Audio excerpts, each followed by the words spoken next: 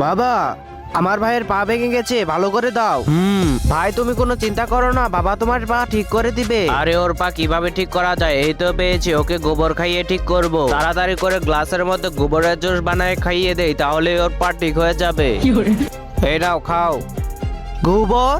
হ্যাঁ গোবর, এটা খেলে তোমার পা ঠিক হয়ে যাবে। তাড়াতাড়ি সবটুকু খেয়ে নাও।